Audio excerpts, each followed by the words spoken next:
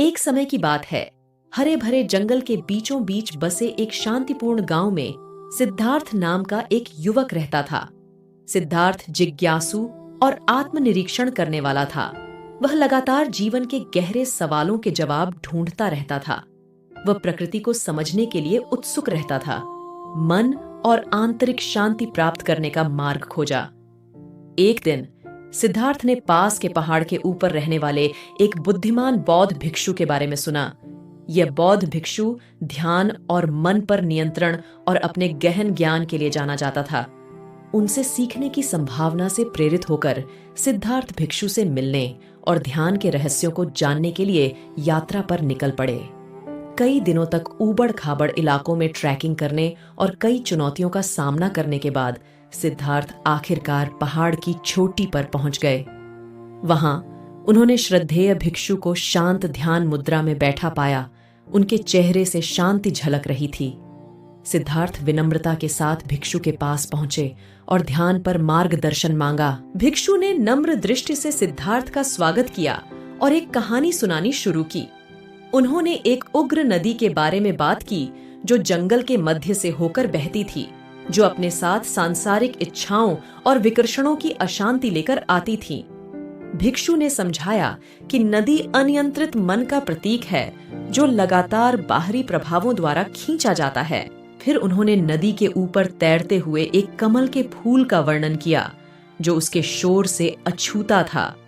कमल विचारों और भावनाओं की अराजकता से अप्रभावित शांत मन का प्रतिनिधित्व करता है।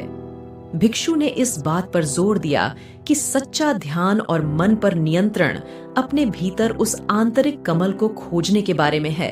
भिक्षु ने सिद्धार्थ को आराम से बैठने का निर्देश दिया। उसकी पीठ सीधी और उसकी आंखें धीरे से बंद हो गईं। उन्होंने सिद्धार्थ को सांस लेने और छोड़ने की प्राकृतिक लय पर ध्यान देते हुए अपनी सांसों का निरीक्षण करने के लिए निर्देशित किया। जैसे ही सिद्धार्थ ने भिक्षु के निर्देशों का पालन किया, उसका मन शांत होने लगा और उसे अपने चारों ओर शांति का एहसास महसूस होने लगा। इसके बाद भिक्षु ने सिद्धार्थ को सलाह दी कि वे उत्पन्न होने वाले किसी भी विचार या विकर्षण को स्वीकार करें, लेकिन उनसे उलझे नहीं।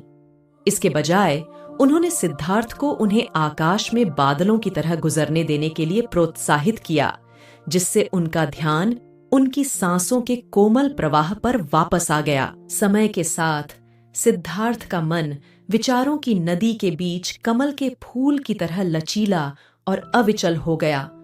उन्होंने पाया कि नियमित ध्यान के माध्यम से वह सचेतनता, करुणा और मन की स्पष्टता विकसित कर सकते हैं। जैसे ही सिद्धार्थ ने बुद्धिमान साधु को विदा किया और पहाड़ से नीचे उतरे, उन्होंने ध्यान का अमूल्य उपहार अपने अंदर ले लिया। वह अपने गांव लौट आया। अपने नए ज्ञान को उन लोगों के साथ साझा करने के लिए उत्सुक था जो शांति और समझ चाहते थे। इस बौद्ध कहानी का नैतिक यह है कि मन पर नियंत्रण और आंतरिक शांति प्राप्त करने के लिए ध्यान एक शक्तिशाली उपकरण है। अपनी सांसों का अवलोकन करके और गुजरते विचारों के प्रति अनासक्ति का अभ्यास करके हम दैनिक जीवन की उथल पुथल के बीच एक शांत दिमाग विकसित कर सकते हैं। ध्यान के माध्यम से हम सचेतनता और आत्म जागरूकता के गहन लाभों का अनुभव करते हुए भीतर के कमल को उजागर कर सकते हैं। और इसीलिए सिद्धार्थ को गौतम बुद्ध जागृत व्यक्ति के रूप में जाना जाने लगा, जिन्होंने अपना जीवन ध्यान सिखाने और आत्मज्ञान के मार्ग का ज्ञान फैलाने के लिए समर्पित कर दिया।